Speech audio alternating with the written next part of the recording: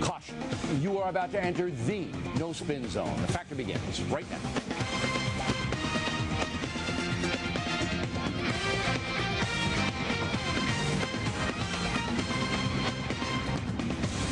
Hi, I'm Bill O'Reilly. Thank you for watching us tonight. Last chance in Iraq. That's the subject of this evening's Talking Points memo. Next week, President Bush will announce his new plan to stabilize the violence in Iraq.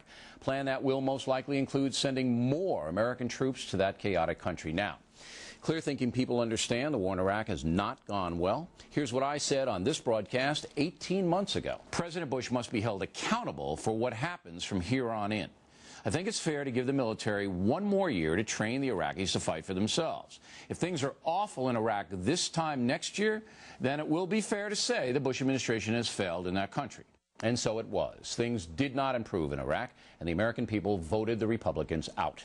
So now all loyal Americans have a decision to make. Should we support one final effort to defeat the enemy in Iraq? I say yes. If Iraq can be stabilized and become a country that fights against terror, that would be a huge win not only for the USA, but for the entire world. There is now a new U.S. commander in Iraq, General Petraeus, and although more lives will be lost, I believe the right thing to do is to give the effort a bit more time. But I respect dissent on this. I could be wrong. Maybe the Iraqi people simply will not do what is necessary to have freedom. But I don't respect Americans who want the USA to lose in Iraq because they hate Bush or any other reason. You'll remember I asked Rosie O'Donnell and David Letterman if they wanted their country to win in Iraq. Neither would answer the question. I found that very troubling. Again, dissent about the war, fine. Rooting for America to lose, disloyal. And then there's the press. Unfortunately, many in the media now have a vested interest in seeing the U.S. fail in Iraq. No doubt about it. If Iraq were to turn and go America's way, President Bush would rise in the polls, and Republicans would have a better chance in 2008. The left-wing media does not want that to happen. NBC News is leading the way in that regard. Listen to this question by Chris Matthews. What would justify sending 30,000, 40,000 more GIs into the streets of Baghdad to kick down doors and kill Sunnis? What would convince you that was the right policy? Kick down doors and kill Sunnis. Very nice. Listen to this comment by Tom Brokaw about Saddam's execution. He was a god-awful man, Saddam Hussein, and he did have a trial, but to not have control of the execution and to have it really just fuel more sectarian violence at a time when we're trying to dampen that is not helpful, which is an understatement. Well, Brokaw was wrong. There has not been a rise in violence since Saddam's execution, according to Stratfor, a nonpartisan group that analyzes Iraq. One final thing about NBC News. The Center for Media and Public Affairs study concluded that network favored John Kerry more than any other network in the 2004 election. So next week, when the president announces his new Iraq strategy, expect overwhelmingly negative coverage from NBC News and others. I hope I'm wrong. And that's a memo. Now for the top story tonight, different view of the Iraq reportage and the news business in general. With us now, veteran NBC News correspondent Andrea Mitchell, whose book, Talking Back to Presidents, Dictators, and Assorted Scoundrels That Might Be Me, is out in paperback. Now, I want everybody to know that you've been a correspondent over there for 30 years at NBC, and we checked you out thoroughly. We could not find any bias in your reporting. None. Okay? So I don't have a problem with you. I do have a problem with NBC News. Tell me where I'm going wrong. You're wrong because things are taken out of context. Tom Brokaw said it's not helpful. I think he's absolutely right. It wasn't helpful. No, he said flat out that it was going to lead to a rise in more violence. He was wrong. We've only had a week.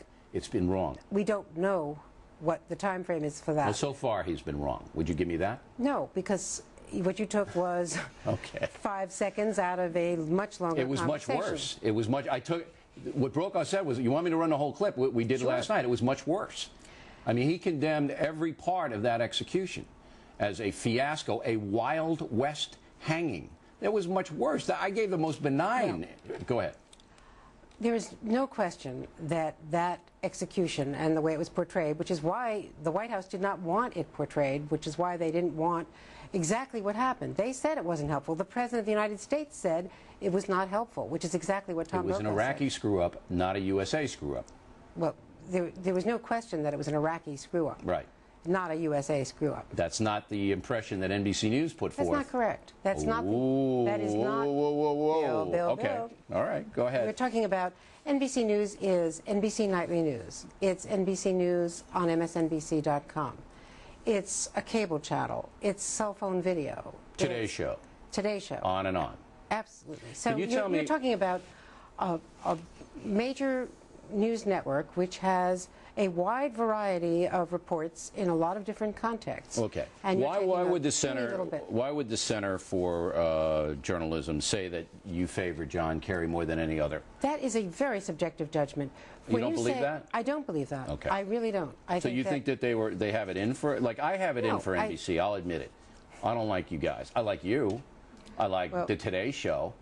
But I think your management is made a conscious business decision to go to the left. That's just not true. That's my opinion, based upon reams of material. But anyway, why would this center, which is nonpartisan, doesn't have any axe to grind against NBC, come out with the study analyzing all the reportage about the Kerry-Bush race in 2006 and conclude that NBC News was by far and away the most biased? I think those studies are invariably misleading because they're attaching a value judgment to a particular soundbite or a word or a phrase and weighting it, saying this is pro, this is con, this is subjective. I don't think that any of our reports, yours, mine, CNN's, any of CBS, ABC, I don't think that you can take that kind of a statistical analysis to the textual and contextual work that we do. But then there's no reality. See, if you can't analyze what is actually said and written in any journalistic enterprise, there's no reality. All right. You've been 30 years at NBC. Can you tell me one conservative thinker at NBC News? How do you define conservative? I don't know, traditional values, maybe supports. Are you talking about commentators or are you talking about news? Anybody. Give me anybody. Is there anybody over there who's conservative in your opinion? Yes, I think there are a lot of people who are privately conservative or privately liberal. Give me one. But we don't judge ourselves by how we approach the news. Okay, I just look at all your on-the-air talent and in Today's Show, and I love those guys, all right? They're all liberal, every one of them. I disagree. All right? Well, they'll admit they're liberal, Andrea. I don't think If so. you ask Lauer and Vieira and Ann Curry, and they'll admit they're liberal. And when Katie was there, she admitted she was liberal. Come on. That's not the way we approach the news. But that's who they are. They're journalists, that's who they are. Bill. That's true. And you're entitled to your public and private beliefs. You are. And I don't have any quibble with that. But if it's all one way, if it's all of them across the board, then I'm saying, where's the diversity? I strongly disagree. In fact, we are attacked. But you can't tell me one conservative thinker. I can't tell you one liberal thinker. We are attacked. You can't? Chris Matthews. Chris Matthews. He is on MSNBC. No, he's on a Today Show and on the Nightly News. He's your main political commentator. As an analyst. Tip O'Neill. Yeah. And I wouldn't. And he's a liberal thinker. I don't think he's a liberal thinker. He's not? He worked for Tip O'Neill. How much more liberal can you get? He worked for Tip O'Neill how many years ago? I don't think he's changed his. All right. Well, I'm giving you way too much of a hard time. No, but and I am, and I apologize. It's not your fault. I don't think that it is fair to describe journalists as liberals or conservatives. I do, because I think that it's filtered through a prism. But I want to apologize to you. I'm giving you way too hard a time. It's not your fault. And your book is excellent. And I have to tell people to buy your book because you are fair, you are balanced, and you are accurate. And you have had a window on history for the last 30 years that none of us have had. And you're going to learn a lot from reading your book. But I am distressed, and I am, about what's happening over where you work. And I'm sorry that I had to take it out on you. Well, I appreciate your comments, but I have to tell you that I don't feel that there is bias in what we do at NBC News. And I don't think there's bias in CBS or ABC. How about Fox? I don't think...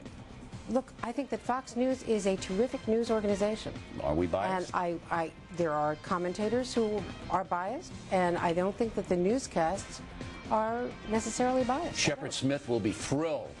Andrea Mitchell, buy her book.